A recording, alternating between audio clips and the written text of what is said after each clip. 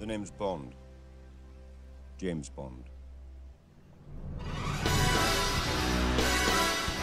Pour l'écologie, pour la démocratie, pour la France et pour l'Europe.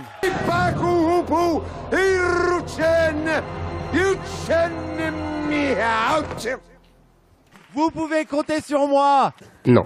Je souhaite depuis le départ la victoire de l'Ukraine. Maintenant, il faut savoir de quelle manière nous pouvons l'aider. Moi, depuis le départ, je dis oui, bien sûr, à l'aide humanitaire, oui, bien sûr, à l'aide financière, y compris, pourquoi pas, pour la production de munitions, oui, à l'aide logistique pour la reconstruction. Il y a néanmoins, selon moi, des lignes rouges à ne pas dépasser. Les lignes rouges, elles sont...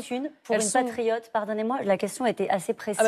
Pour la patriote que vous êtes, quelle est la réponse à avoir vis-à-vis d'une puissance étrangère? C'est exactement ce que je suis en train de vous dire. Ça veut dire qu'aujourd'hui, il y a un pays en guerre qui est l'Ukraine contre la Russie. Nous pouvons aider, dans la mesure du possible et de façon raisonnable, l'Ukraine sans pour autant participer à l'engrenage et au risque, une fois de plus, d'entrer dans une guerre qui pourrait potentiellement aboutir à une guerre nucléaire, parce que c'est la crainte quand même de tous nos alliés européens, y compris de pays, je vous parlais tout à l'heure de l'Italie, qui sont très engagés dans le soutien vis-à-vis de l'Ukraine. On pourrait aussi parler de la Pologne.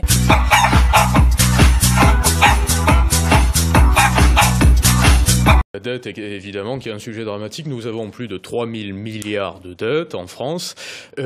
Qui achète cette dette? Qui sont les acheteurs des titres obligataires? De quelle dette parlons-nous? Non, mais la dette publique, la dette qui est émise par l'État. Qui l'achète? Qui sont les prêteurs? Des fonds étrangers?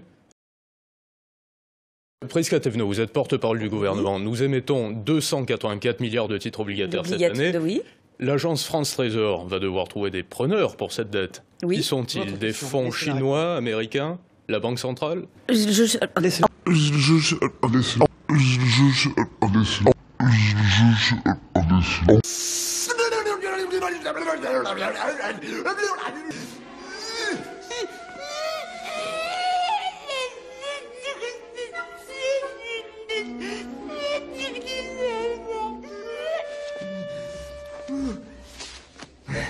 Alors finalement, responsable quand même. Un responsable, mais pas coupable.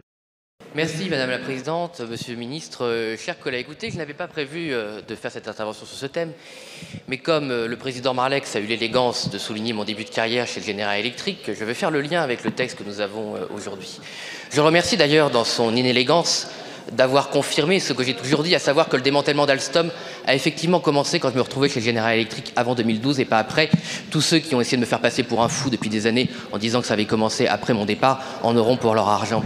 Ce que je voulais dire, c'est qu'effectivement, je suis peut-être une des personnes les mieux placées pour savoir ce que peut faire une multinationale américaine quand elle veut attenter aux intérêts d'un pays souverain comme la France, y compris dans son cœur, y compris dans sa souveraineté énergétique. Je sais à quel point une multinationale américaine peut acheter des intérêts français. Je sais à quel point ils peuvent acheter des hauts fonctionnaires, à quel point ils peuvent acheter des groupes politiques, y compris le vôtre, Monsieur Marlex, puisqu'il a fallu 5 ans et que Monsieur Guémard disparaisse de votre groupe pour que la commission... J'ai pas dit que c'était votre faute, j'ai dit que c'était l'UMP, pour que, au bout de 5 ans, l'UMP puisse enfin déclencher cette commission qu'elle ne pouvait pas quand le mari de Monsieur Guémard était dans votre groupe. Je sais tout ce que peut faire une multinationale américaine. Je sais qu'elle peut même acheter des fonctionnaires dans les cabinets ministériels. Vous pouvez être reçu par le cabinet de Monsieur Montebourg, amener des documents au cabinet de Monsieur Montebourg, et ces documents disparaissent dans les couloirs de Bercy, et la personne qui vous a reçu devient quelques années après un banquier d'affaires dans une banque américaine, sans que cela ne pose de problème à personne, sans que des problèmes déontologiques soient posés à personne. Et quelques années après, quand vous pouvez demander aux personnes en charge de la déontologie pourquoi ils ont accepté que cette personne qui était en charge de la défense d'Alstom soit nommée dans une banque américaine qui a gagné de l'argent sur le démantèlement d'Alstom, on vous dit que tout était normal, que tout ça est du passé, qu'on ne va pas quand même revenir sur le passé, qu'on ne va quand même pas laver le linge sale de la France devant les Français. Eh bien moi je laverai toujours le linge sale de la France et des élites françaises devant les Français, car ils méritent la vérité. Et peut-être qu'un jour nous aurons la vérité d'Alstom. Peut-être qu'un jour le parquet national financier pourra établir si oui ou non M. Macron a été un agent des États-Unis pour vendre Alstom, a été un agent pour liquider Technip et l'affaire. Peut-être qu'on le saura, peut-être qu'on le saura. Je sais aussi les pires moyens des ingérences américaines, puisqu'on m'a lancé ce sujet, je ne vais pas m'arrêter, chers collègues. Je sais aussi que vous pouvez rentrer chez vous un soir et que votre appartement a été visité par des forces mystérieuses. Je sais que vous pouvez rentrer chez vous une deuxième fois un soir et que votre appartement a encore été visité par des forces mystérieuses, que vos documents ont disparu, que vos ordinateurs ont disparu, mais que votre argent est resté là, que tout ce qui a de la valeur de votre argent est resté là. Et quand vous allez voir la police, on vous dit « mais c'est sans doute des gitans qui sont passés dans votre appartement ». Bien sûr, les gitans qui ont fait un feu de joie avec les documents que vous pouviez avoir. Je sais aussi qu'est-ce qu'est-ce que ça peut faire? Et mon collègue Thomas Ménager, là derrière moi, c'est lui qui m'a récupéré. Qu'un soir, non mais ça peut vous intéresser peut-être, car c'est la vérité, chers collègues.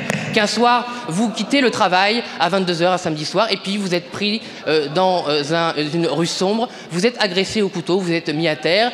Quelqu'un qui parle anglais vous enfonce sa lame dans la paupière en vous disant que si vous allez voir la police, il va vous tuer. Et voilà, ça vous fait rire? Ça vous fait rire? C'est ce qui m'est arrivé. Et tout ça, c'est peu ce qui peut arriver à d'autres lanceurs d'alerte qui ont eu beaucoup plus de courage que moi, qui ont fait des choses bien plus graves que moi. Ce qui est arrivé à notre compatriote Frédéric Pierucci, dans votre indifférence la plus totale, retenu en otage dans une prison, dans un quartier antiterroriste par les Américains. Il n'y a pas un seul ici qui a été élu en 2014, en 2015, qui a levé le petit doigt pour M. Pierucci. Pas un seul d'entre vous. Vous n'en avez rien à voir. Je parle des macronistes. Vous n'en aviez rien à faire. Et vous n'en avez d'ailleurs toujours rien à faire des années après. Vous n'en avez rien à faire. Vous n'en avez rien à faire que Julian Assange, qui a alerté la presse occidentale, soit retenu dans des conditions inhumaines, des conditions qu'on accepterait pour personne d'autre, mais vous les acceptez pour les États-Unis, car vous n'avez aucun principe.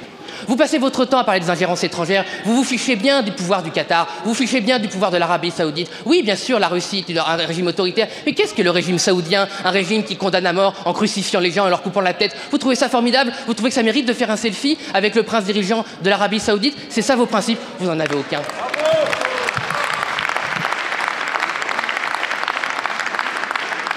Il vous a fallu 7 ans pour découvrir qu'il y avait un problème d'ingérence en France, à ça, pour faire le tour des médias, pour faire peur aux Français aux élections, pour dénoncer les oppositions, ça y a du monde. Mais 7 années pour faire une petite loi, que tous vos mensonges, vos montagnes de mensonges, à cause de cette souris ridicule qui ne servira à rien, vous avez demandé aux espions et à ceux qui veulent faire des méfaits en France de s'inscrire sur un registre. Mais bien sûr, les espions, les agents chinois, russes, saoudiens, qataris vont s'inscrire sur votre registre, vont vous prévenir qu'ils vont détourner l'intérêt des Français et ils vont peut-être vous demander l'autorisation.